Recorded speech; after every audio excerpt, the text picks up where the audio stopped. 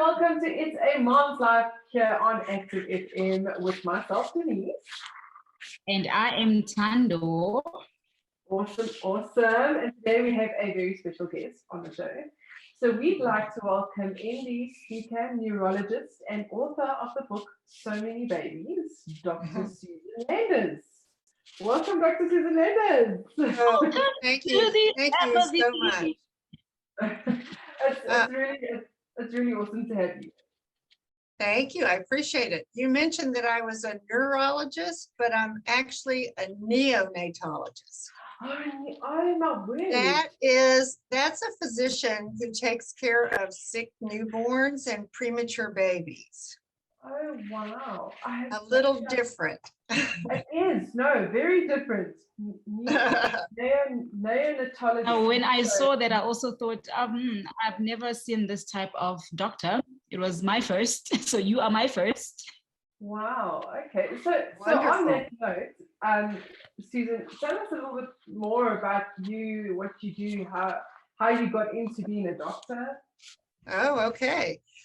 Well, now, but I spent my whole career working in the NICU, taking care of sick babies, little premature babies, and I loved that field. After I finished medical school, after college, I went to medical school. There were only 16 women in my class of 180. Wow. So women were not very prevalent in medicine back then. I chose pediatrics and trained in a residency, and then I did a fellowship training in neonatology, another 3. So 6 years of training after 4 years of medical school. And then I practiced in the NICU in Houston, Texas, and in Austin, Texas. At the same time I was practicing, I got married and had 3 children. Wow. And I worked full-time for the whole time that I was raising 3 children. I was also married to a physician, and he helped a great deal. Wow. And we were fortunate to be able to hire nannies to help out when we were working. And after I retired, I decided to share my stories of being a doctor and being a working mother. And that's why I wrote the book, So Many Babies. That book tells stories about me being a working mom, also stories about me being a doctor, interacting with moms of twins and triplets, and a couple of set of quads in there. And so I tell lots of medical stories, and I also tell stories in my book about my own experience raising 3 children over the years. Gee whiz, okay. And if you don't mind me asking, how old are your children now? So let's see, 37, 34, and 31. Wow. I'm also a grandmother to 2 beautiful children, a girl and a boy, and that's been fabulous to become a grandmother. That's awesome, and you're still going strong. We're gonna pray for more grandbabies for you. Yes, for sure. Yes. So you touched on the whole full-time mom thing, and I'm in your department. Obviously, I'm not a medical doctor, but sometimes I envy not full-time mom, full-time working mom, but sometimes I envy the full-time mom because they get to spend a little bit more time with their kids, and I'm that young mom trying to make a career work with 2 toddlers, and I often feel like overwhelmed and guilty because I need to work late and I don't always have things 100% planned out, because life happens. What kind of advice, and I'm sure I'm not the only mom, I'm sure there's plenty of moms out there, because I mean, at this day and age, not a lot of moms are privileged to stay at home, finances don't allow. But what kind of advice do you have for these moms? First of all, what you just said is very common among working. Most of us are working mothers. Many of us work because we have to. Some of us are lucky enough to work because we want to. And if you can find a job you really like and be a working mother, that's pretty much icing on the cake. Yeah. I think that working mothers nowadays are way too hard on themselves. We all start out wanting to be perfect. I was the same way. I had an idea of being a super mom, doing it all, you know, being at the school for the little play and baking cookies and making sure I didn't miss the soccer game. And we all want to do, and we imagine that the stay-at-home moms just effortlessly go from activity to activity while we're just struggling to make work and raising children balance. Yeah. So the first thing I would say is it doesn't balance. It never balances. You're always doing one thing or another. You're doing your work, hopefully without thinking about a sick child or an injury or childcare didn't work today, or you're at home enjoying your kids and your husband or spouse. And we expect to be doing those two at the same time, and it is just physically impossible. Yeah. So I think the best advice for working mothers is to recognize that you cannot do two things at once. You have to either be at work mentally or be with your children, be a mom mentally in order to stay sane, in order to stay balanced. Yeah. I think whenever I tried to do two things at once, you know, I had a sick kid at home and I thought maybe I could get my work done and Zoom home and grab the kid and take him to the pediatrician. I got frazzled and I made mistakes. And so I was lucky to have a nanny so that when there was a sick child, I didn't have to worry.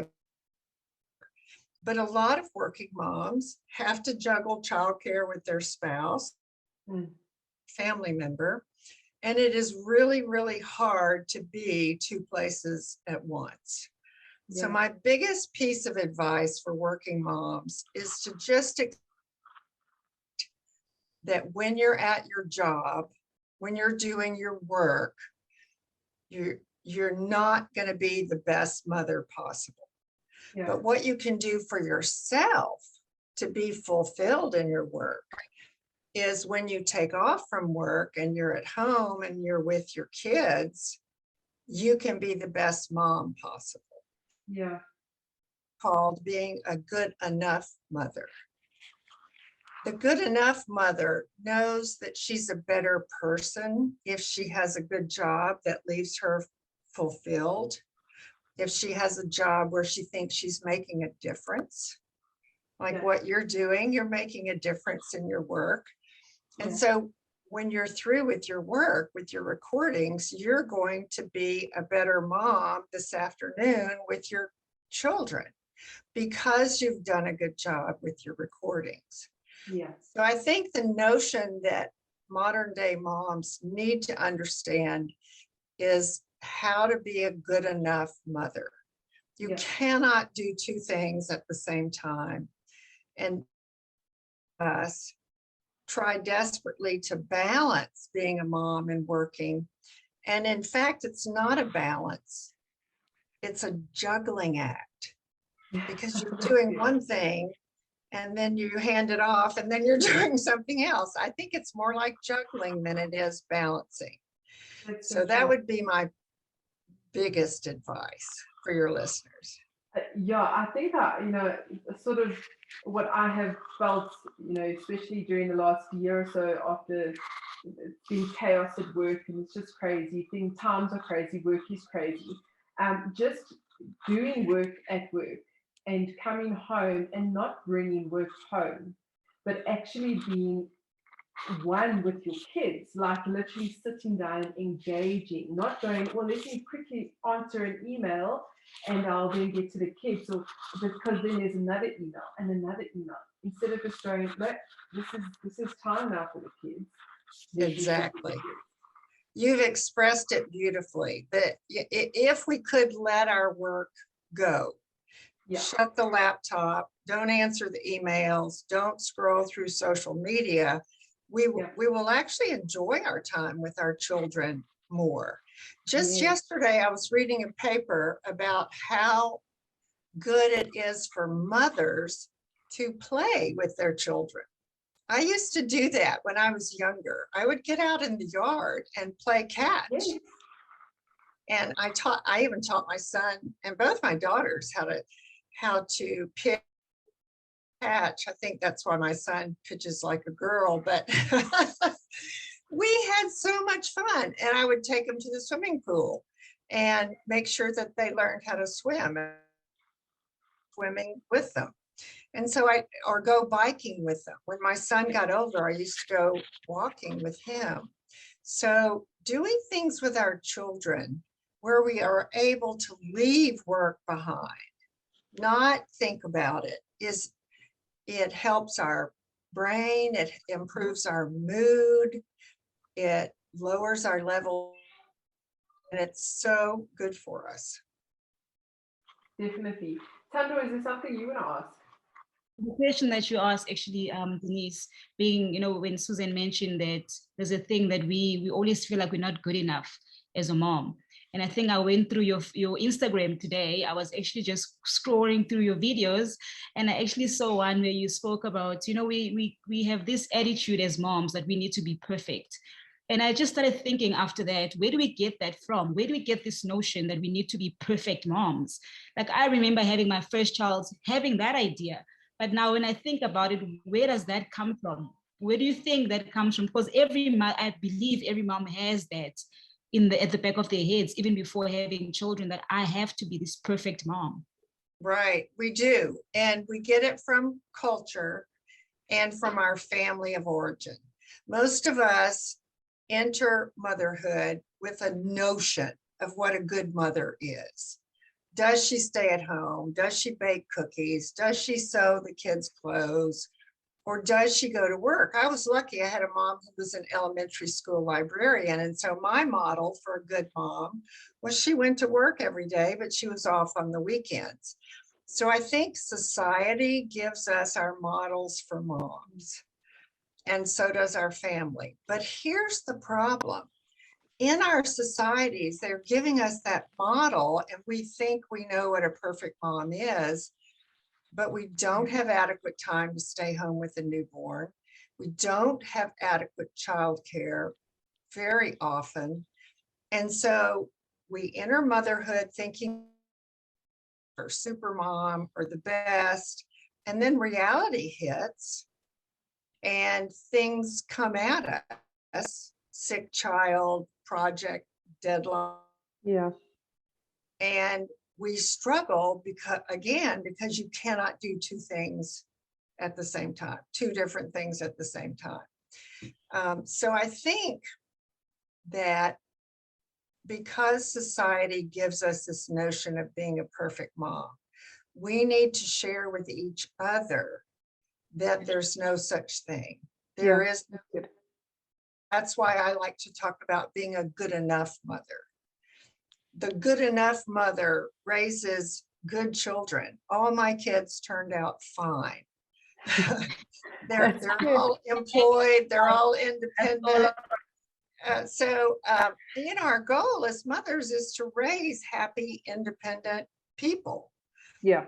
And so if you work, whether you have to or you choose to, you're going to have to embrace the notion that you are not a perfect mom because you're going to be gone a certain number of hours a week, that you're going to be a good enough mother and do the things you can to take care of yourself.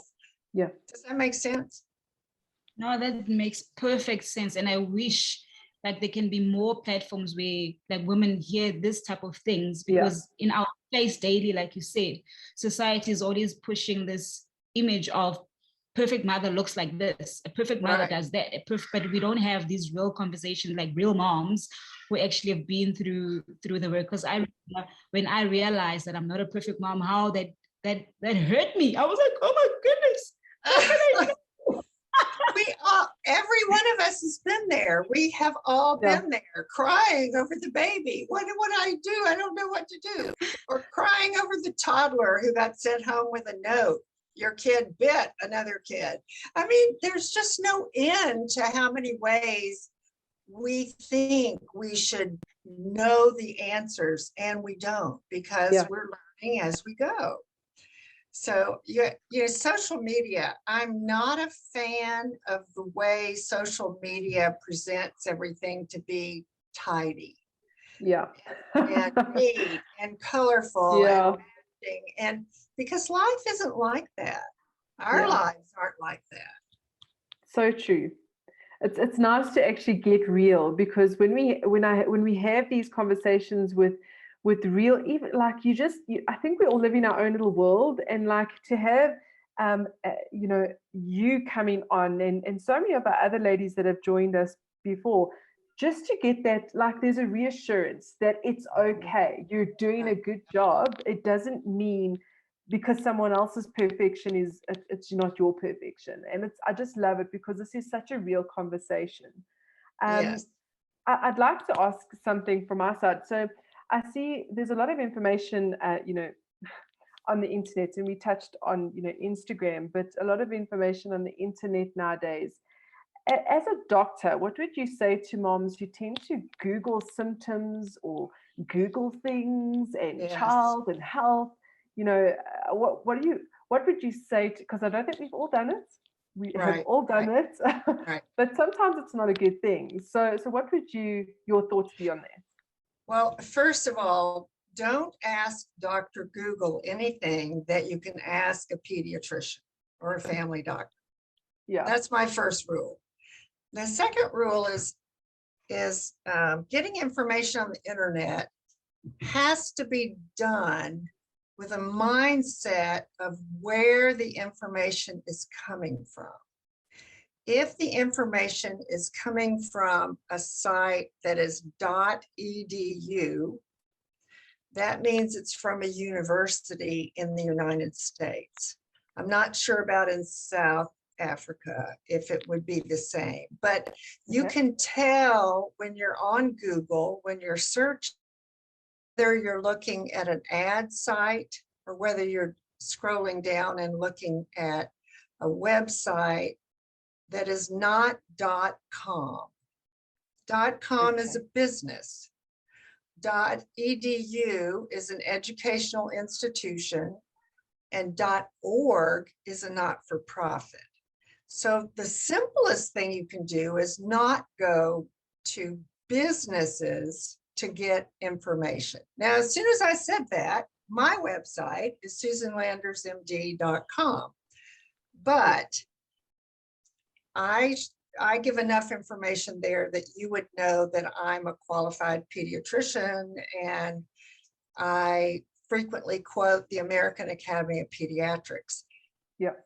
The other thing is that each nation has an academy of physicians in a group, like obstetrics or pediatrics or development, and you can find out in your country of origin what group of physicians are the experts in a certain topic and go to that website.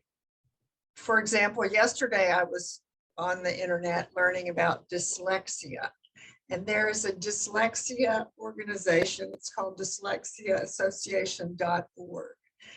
And I went to their website and saw some scientific articles, and I saw some other articles for lay people. And I knew that was a good website. It was a not-for-profit, and they also quoted scientific literature.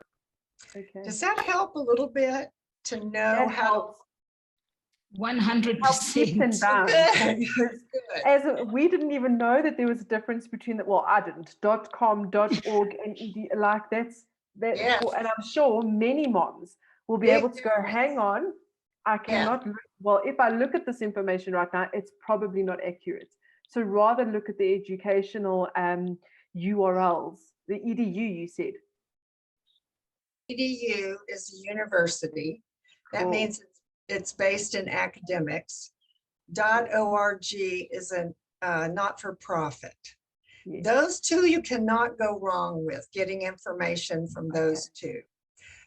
In America, we use the NIH, and that's nih.gov, G-O-V.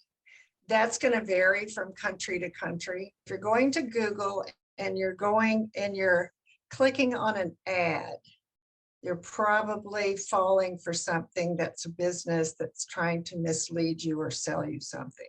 Okay.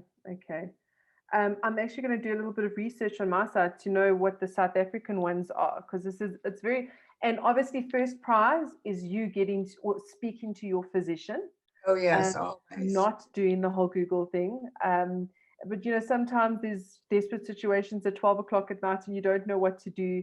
Be careful, moms out there, what you actually read, because it may not be the right thing. There are some good websites. One comes to mind, kellymom.com, but they're very few and far between. They're groups of caregivers and educators that have started a business. They actually do earn money through ads, but they give good information. So there are some businesses that give good information. Okay, like my great. website, I think gives very good resources. I really love your websites because there's a whole bunch of resources there. Okay, cool. So on that note, we're actually going to sort of end off now, but I really just wanted you to just touch on your book, So Many Babies. What can we expect? I haven't read it. Where can we get it? You can get it on any online bookseller, Barnes & Noble, Amazon, all the others that are your favorite independent booksellers, preferably an independent bookstore. The title of my book is So Many Babies, My Life and Motherhood. I used that word balancing, but the whole book is about how things went from off balance to off balance. It's more of my life juggling the two than my life balancing. And I tell stories of my personal motherhood experiences and stories of my NICU patients. And it spans 30 years. There's some, and I had permission from all the parents to tell all the stories that I did. They were happy to let me tell the stories of their children. And of course I changed names, but I was really how difficult it is to be a working mother. And I wanted my book to provide reassurance to other working moms. That's awesome. So I'm definitely going to look out for that. And I see you do have some items, some, what is it called now? Interviews and blogs on your website. So that's SusanLandersMD.com, right? Correct. I do. I have lots of resources for parents and I write a blog, and you can contact me with ideas and questions. I love to hear from people. And of course, I have an account on Instagram and Facebook, but that's really just to reassure people that I'm around. No, yeah. So getting yourself out there, which is a good thing, because if I can just commend you, just being a full-time working mom, obviously, with your children now grown, getting older, and just being out there as a support mechanism, even if it's online, just knowing that other moms, and for myself, other moms can go, I'm not alone in this journey. And there are things that you can do. There are people you can reach out to. There are books, good books that you can read, good blogs that you can read that are legit and that are not going to throw you off course. Exactly. Well said. Well said. Thank you. But it was really, really awesome, Susan, to have you on the show. It really was. We would love to have you back at some point. So please do. We're going to keep in touch. We're going to follow you on Instagram. But we would love to know a lot more about you. Oh, And thank that's you. what we hope to do. Thank you, Cool. Denise. If Cool. you, So, yeah. I appreciate that. And I love what you're doing. Thank you very much. Yeah, no, it's in work in progress, but we're loving what we're doing as well. Good. Cool. Okay, Susan, well, we're going to say goodbye. Thank you so much from all of us here at Active FM and It's a Mom's Life. Also on behalf of Tando, I know she wanted to be on, but she's having connection problems. But we just want to say thank you, and we hope to see you soon. You're welcome. Bye-bye. Awesome. Take care. Bye, Susan.